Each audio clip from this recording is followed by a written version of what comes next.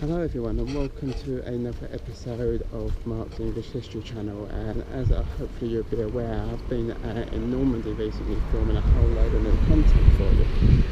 And with that in mind, also because I work on another podcast called the American Civil War and UK History podcast, I've been doing some stuff on the American forces at D-Day as well as just the British.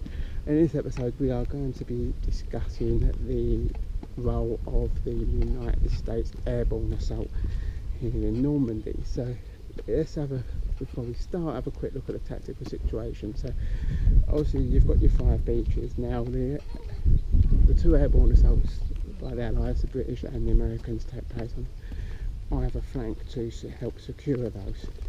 So the British on the Orme Valley capturing the key bridges, and here on the American side off the back of Utah Beach. Now the main reason that it's off the back of Utah Beach, unlike the other beaches, the area behind here, Utah, is marshland, and the Germans have actually flooded that marshland area in advance of the landing. So there is a small number of causeways that lead off the beach back to the inland, so these need to be captured quickly for the beach to have any effect.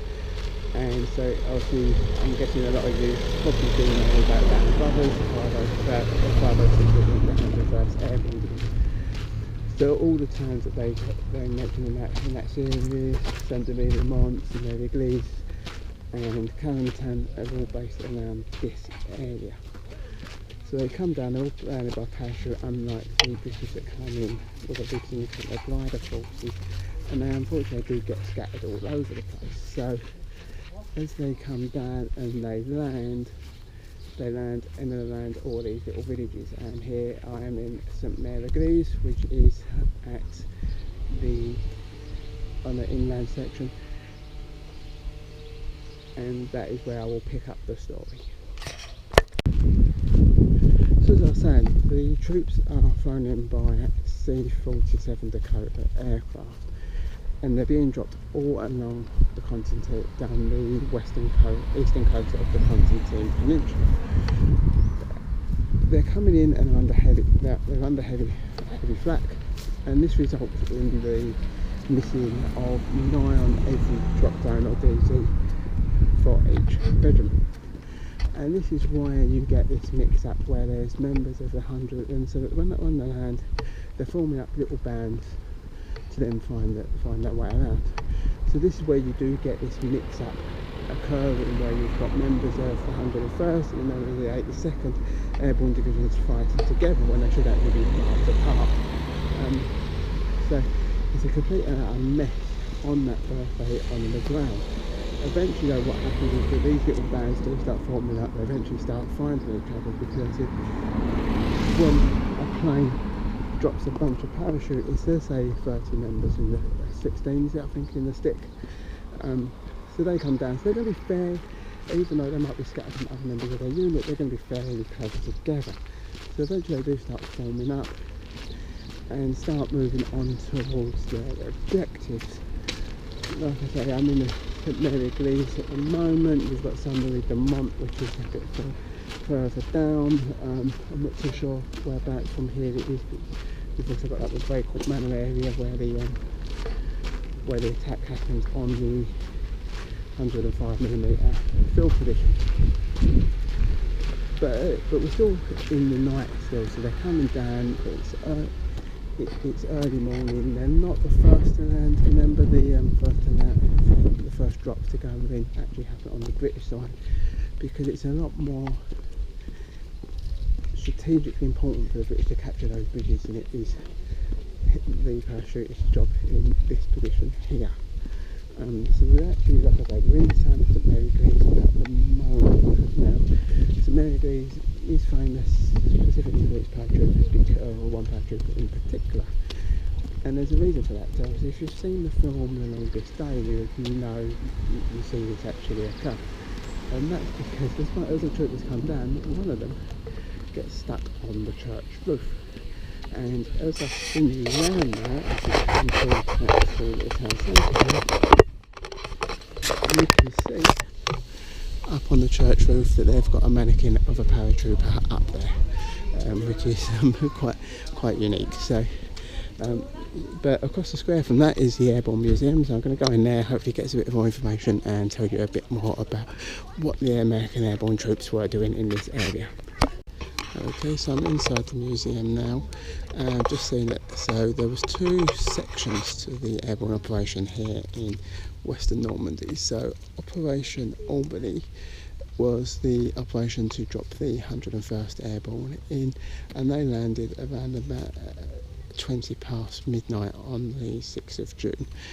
Operation Boston, which was the operation to drop the 82nd in, operated around about 1 o'clock in the morning, with then glider landings coming in, carrying some more heavy equipment in later on, about 4 o'clock prior to the main landings on the beach at Utah at 6. Glider box that came in after the initial waves brought all the heavy equipment, the artillery, the jeeps, etc. like that. What they operated what they called the Wacko glider as compared to the British Horses. So it was significantly smaller than the Horse. In fact, they did use horses on some occasions just for the sheer size of it.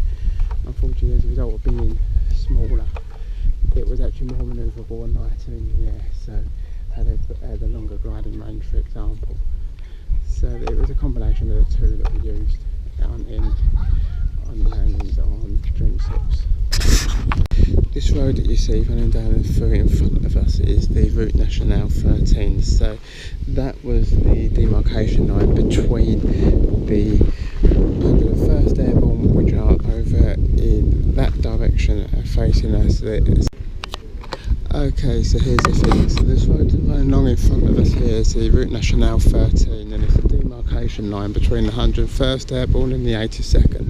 So the 101st Airborne are landing on that side of the road, the east side, and the 82nd are landing on this side. So the 101st are tasked with capturing the strategic causeways that are laying off the beach after Rommel orders the flooding of the inland areas in his attempt to beef up the defences on the Atlantic Wall. The 82nd that are landing on the western side are there to capture the bridges over this road here, the Route Nationale 13, but also the bridges over the Murderay River, which runs north to south along the Constantine Peninsula in that direction over there. So the night of the 6th of June, a fire breaks out in a house which is located where the museum is. In fact, the old wall is the old wall to the house. And that ends the curfew in the town. The mayor and the German garrison in the town bring the local population out to sea to fight the fire using human training from buckets. Around that same time as the fire is breaking out and those people are firefighting, the planes start arriving. So the planes are actually coming in from the west. They fly out of England, they head down towards Jersey, and then they turn east and cut across the Constantine to then start their landing here. And so the planes, all this formation of the planes come in, and the parachute is obviously start to descend. What then happens is that they completely forget about the fire. Now, but what that does cause is that it means that the German garrison are out and about in the town probably more than they would be at any other time. Two paratroopers do end up on the roof. So first of all, you got Private Steele, who's the one who I mentioned earlier, who's up there on the church tower, and he feigns to be dead for 2 hours until the Germans in the steeple realise that he's alive and put him in. He's briefly captured until the Americans then take the church. There's another private first class lands on the other end, and he's actually almost shot. A German soldier raises his gun to shoot him. At the meantime, another American lands, goes to fire on him. Both soldiers fire together and they collapse together. The German dead on the spot. The American will eventually be taken to a field hospital but will die later. And there's another fatality in the town, which is another airborne assault trooper who floats down and actually lands in the house that's on fire and burns to death in there.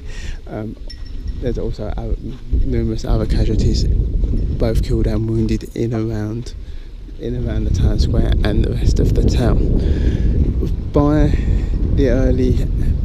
6th of June, no, the town is protected and captured by the Americans. It's one of the first times the Americans actually take on the 6th of June. On the 7th, the Germans launch a large-scale counter-attack that's both here and further out on the Mersey rivers. It is fought bitterly. It lasts for about 3 days. Eventually, though, with the help of the armoured divisions that start coming up through from Utah, they do fight this off, and the Constantine is crossed and the assault on Cherbourg can begin. So it was a clearly key strategic victory that was won here by the airborne divisions. Okay, so right now I'm at the Dead Man's Corner Museum on the outskirts of Calentan. So this was the headquarters originally. First of all, it was the headquarters of Major Height's 6th Fallschirmjäger parachute regiment before the Americans started to move across. Once they got pushed out of here, it became his headquarters, but that became an aid station as well. Once they got pushed out, the 502nd under Iron Mike came in here as well, and then it was from this point that they launched their assault on Calentan. So I'm going to spin you around now so that you can see that down that road ahead of us is Calentan.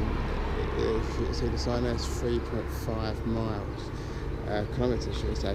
It crosses 3 bridges on the way, and eventually the assault will lead them to take Calentan, which is also the key strategic position because it links the beaches of Utah, which is over in 13 kilometres over in that way, and the beach of Omaha, which is off around the bay from where we are standing here at the moment. So that's why the position of Calentan was such a major position. Sorry about the noise, there's a load of taxis going past at the moment. Yeah, so that's where we are. I will add to that due to the number of stones going down that road when the advance on Calentan began, it is now actually called Purple Heart Avenue. Okay, so in front of us we've got a German Flak 88, one of the most versatile pieces of artillery in the Second World War. Its primary use by its name is a flak anti-aircraft gun. However, and its kind of angle is sort of suggesting maybe more of an indirect fire position. So it can be used for indirect fire as well as a flak gun. It can also be used as an anti-tank gun as well. It's a formidable piece of kit and probably one of the most famous individual weapons of the Second World War.